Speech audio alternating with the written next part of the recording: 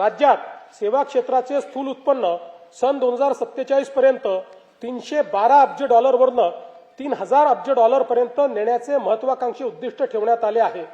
मुंबई आणि पुण्याला $50 अब्ज मीडिया टेक आणि एव्हीजीसी केंद्र बनवणे, 30 लाखाहून अधिक रोजगार निर्मिती करण्यासाठी जागतिक क्षमता केंद्र स्थापन करणे तसेच नव उपक्रम शहरांची उभारणी करण्याचे उद्दिष्ट ठेवण्यात आले आहे।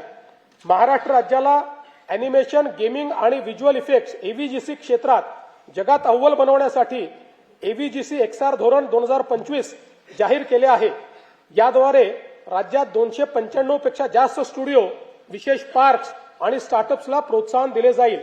मागील वर्षी केंद्र व राज्य शासन यांच्या संयुक्त विद्यमाने मुंबईत जागतिक दृकश्राव्य मनोरंजन परिषद वेव्स यशस्वीपणे संपन्न झाली।